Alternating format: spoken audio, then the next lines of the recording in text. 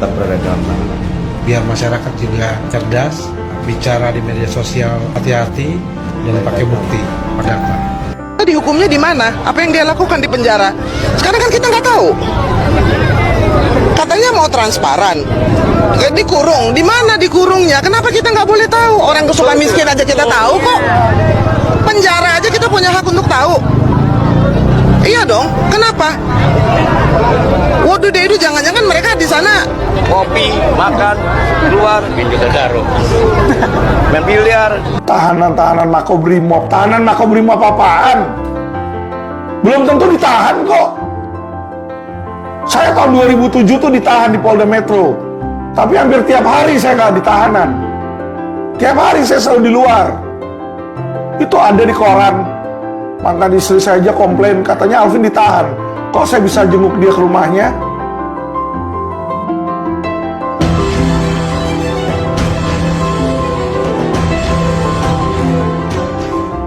Kepala Divisi Pemasyarakatan atau Kadifpas Kanwil Kemenkumham DKI Jakarta, Tony Nainggolan, menjawab soal pernyataan pengacara Alvin Lim yang menyebut sedang terjadi obral hukum di Lapas Sukamiskin.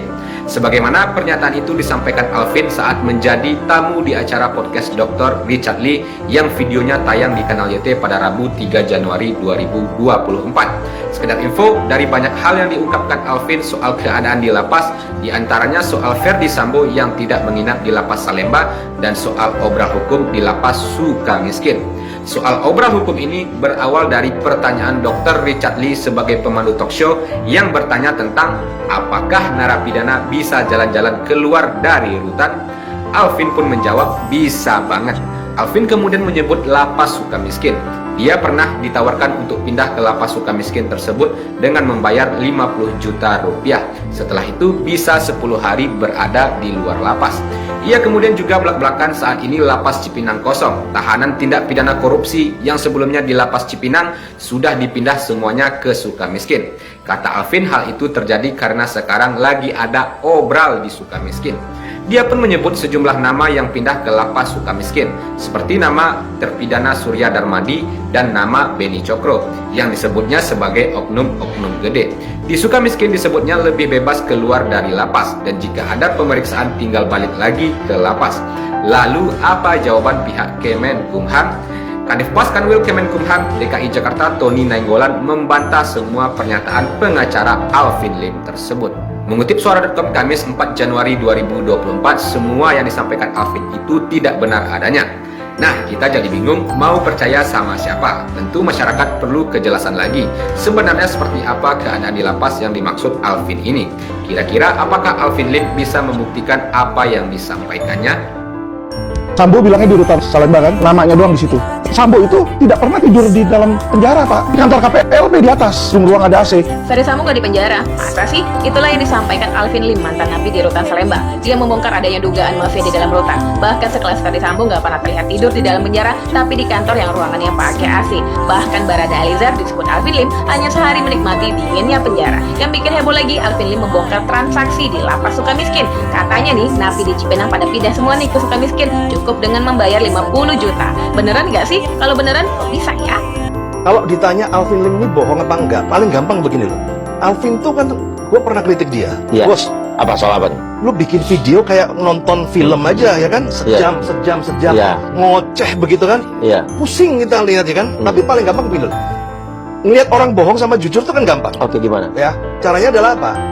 Orang bohong itu pasti ceritanya variasinya banyak. Oke, melebar kemana-mana. Melebar kemana-mana. Nah, kalau kita lihat paling gampang ya, gue kasih fakta aja. Jadi Alvin Lim ngomong di YouTube, kalau Anda tonton ya kan, Iya. itu kalau di total bisa 24 jam Iya. ya. Nggak ada yang Belok-belok. nggak ada yang belok-belok. Artinya semua yang diceritakan sejajar. Iya. Ini kan sebenarnya ilmu interogasi polisi kan. Iya, BAP. Kenapa Iya. BAP polisi itu berkali-kali, kenapa sih? Ya, Karena dia lihat berubah-ubah nggak gitu, ya. karena apa? Kenyataan realitas cuma ada satu. Iya. Tapi kebohongan mempunyai banyak variasi. Iya. Nah, Saudara Menko Polhukam Mahfud MD meminta pengacara Alvin Lim membuktikan pernyataannya bahwa Ferdi Sambo tidak berada di Lapas Salemba. Namun Mahfud menilai banyak pernyataan Alvin Lim yang belum bisa dibuktikan. Mahfud menyebut belum mengetahui kepastian Verdi Sambo di Rutan Salemba, Jakarta. Mahfud meminta Alvin Lim melaporkan temuannya ke kantor Menko Polhukam. Dalam sebuah wawancara, Alvin Lim menyebut Sambo tidur di kantor Kepala Satpam Lapas yang berpendingin udara.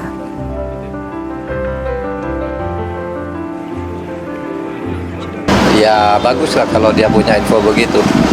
Diberitahu aja ke saya boleh di mana dan kapan dia lihatnya, kan tinggal gitu aja. Kalau isu begitu sih di Sukamiskin banyak orang pulang tiap hari. Itu soal-soal yang harus kita selesaikan memang kalau ada. Kalau ke lapas itu ngeceknya ya pasti tiap kan ada Irjen, Inspektur Jenderal. Itu yang selalu ngawasi. Kalau ada sesuatu dia saya panggil. Tapi ini kalau dari Alvin kan memang terlalu banyak ya pernyataannya, semua bagi dia jadi kasus, jadi tidak jelas yang mana yang benar, mana yang salah akhirnya. Mahfud sebagai Menko Polhukam, saya berterima kasih bahwa Mahfud juga ikut bantu waktu itu kasus Indosuria. Sekali lagi saya ingatkan Pak Mahfud, ya, ketika Pak Mahfud ikut berbicara, Kabarreskrim itu membuat yang namanya LP 0086, ya tipe A, yaitu tentang pemalsuan. Itu LP baru yang terbit setelah Pak Mahfud bicara di media. Kalau Pak Mahfud lupa, mau diingatkan, ya kan? Ayo kapan Pak Mahfud ada waktu, lagi nggak sibuk nyapres, nyawapres, ya, kasih tahu saya Pak. Saya jelaskan ke Pak Mahfud. Saya cuma mau Pak Mahfud menjalankan tugas Bapak saat ini sebagai Menko Polhukam. Saya tahu Bapak mau jadi cawapres, dan saya hargai, ya, saya hargai. Saya tahu nggak gampang orang mau menjadi calon wakil presiden. Tetapi Anda tidak boleh lupa, saat ini identitas Anda adalah Menko Polhukam. Anda harus jalankan tugas Anda. Anda teriak-teriak, ya, calon presiden Anda Ganjar teriak-teriak, penegakan hukum jelek di angka 5. Nah, Anda itu Menko Polhukamnya loh. Anda itu Menko Polhukamnya loh.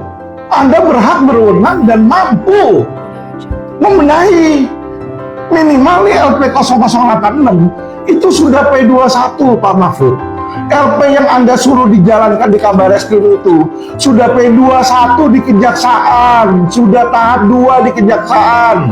Itu sudah ada beritanya di media Pak Mahfud, semua masyarakat tahu. Bagaimana mungkin ada sebuah kasus yang sudah P21 tahap 2 tetapi sampai saat ini sudah berbulan-bulan tidak pernah disidangkan? Anda bicara tentang asas kepastian hukum, due process of law, itu harusnya berjalan Pak Mahfud.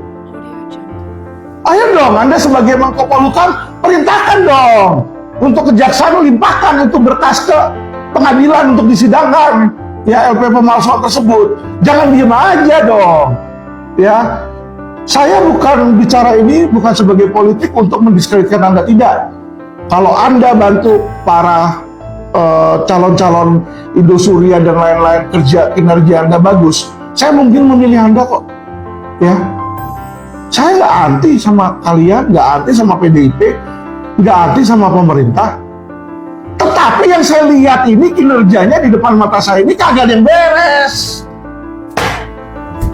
Masa sih saya harus memberikan pujian kepada sesuatu yang nggak beres? Nah, saya harus kemana? Ke kantor Bapak? Sudah pernah Pak saya bikin aduan kantor Bapak. Saya bicara dengan staf ahli Bapak itu sudah pernah Pak. Ya, tidak pernah ditindaklanjuti Bapak Menko Polhukam yang terhormat, yang tercinta, yang tercantik, yang tersayang. Ya, kalau lawyer seperti saya aja yang punya nama dan bisa dapat atensi publik aja nggak bisa kalian nggak kerjain, nah terus mau gimana negara ini Pak Mahfud? Anda keluar-keluar mau jadi cawapres akan berbeda. Lah Anda ketika menjadi Menko Polhukam aja nggak membuat perbedaan kok.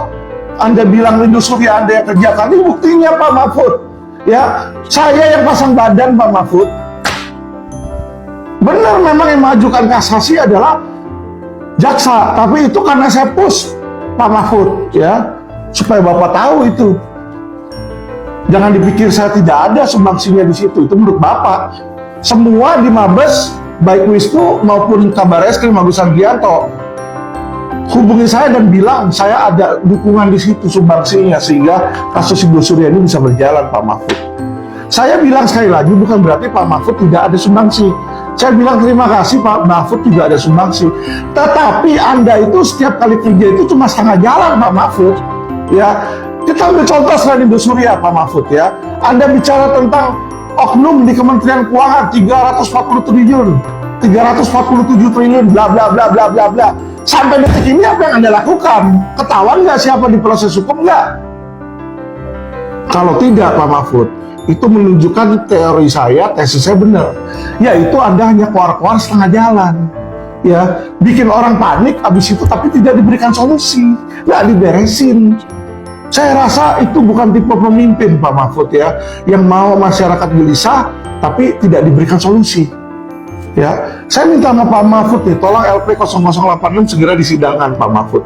Jika memang itu tidak disidangkan, biar masyarakat yang menilai bagaimana bobroknya ya Menko Polhukam ya dan aparat penegak hukum di zaman Jokowi ini. Kenapa? Karena ada kasus yang sudah P21, yang sudah tahap 2, tapi tidak disidangkan. Apalagi itu kalau bukan tebang pilih, LP-nya jelas, LP 0086 Pak Mahfud ya.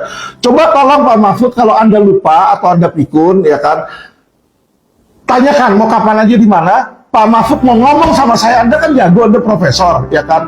Anda mau debat di mana, kapan aja saya bawa datanya, Pak Mahfud. Ya, saya ingatkan kembali, apakah itu hasil perjuangan Anda yang sampai saat ini tidak selesai? Ya, saya cuma minta bagi Pak Mahfud, ayolah Pak, bantu pemerintah, bantu masyarakat, Pak. Terutama korban investasi bodong yang menangis dan teriak nama Bapak. Supaya apa? Supaya Bapak terpilih jadi cawapres. Kalau Bapak membantu membela masyarakat, saya yakin Pak, Bapak pasti bakal terpilih. Oke?